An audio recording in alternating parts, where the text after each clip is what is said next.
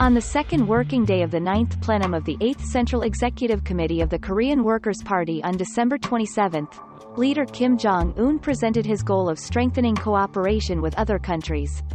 Anti-imperialist, according to the Korean Central News Agency, KCNA. The leadership has set tasks for the military and the ammunition and nuclear weapons production industry as well as civil defense to further accelerate the war preparation process, KCNA reported.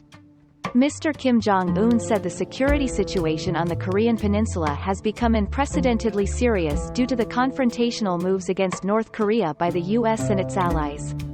According to KCNA, Kim Jong-un announced that he would expand and develop strategic cooperative relations with independent anti-imperialist countries, actively carry out joint actions and struggles against imperialism. Country on an international scale. The Korean peninsula has escalated tensions in recent weeks, after Pyongyang tested its latest intercontinental ballistic missile.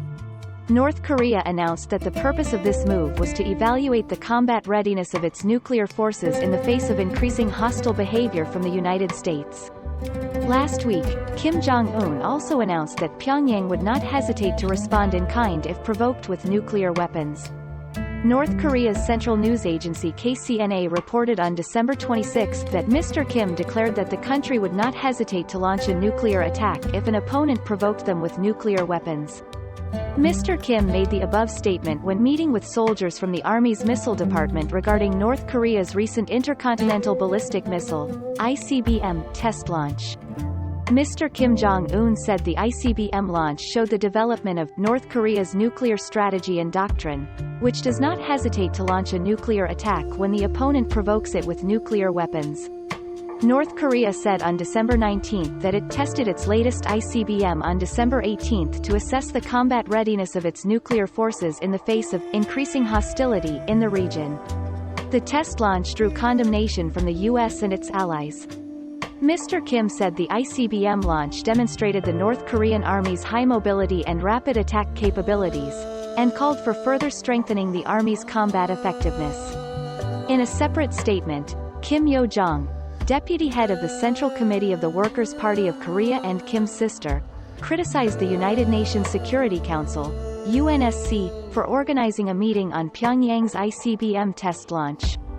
Ms. Kim said that the launch was an action to exercise North Korea's right to self-defense, and accused the U.S. and South Korea of military provocations all year round in the region. In an article published in the Rodong Sinmun newspaper on December 20, North Korea declared that the launch of the HWASONG-18 solid-fuel intercontinental ballistic missile, ICBM, showed its toughest will to respond, and its strongest will to respond. Overwhelmingly strong against hostile forces. North Korea claims that with spy satellites and ICBMs, the country has the strongest power to resolutely respond to any military crisis.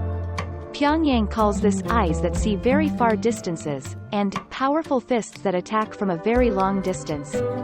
Rodong Sinmun emphasized the importance of self-reliance, and praised the launch of ICBMs and spy satellites as achievements that North Korea has achieved on its own.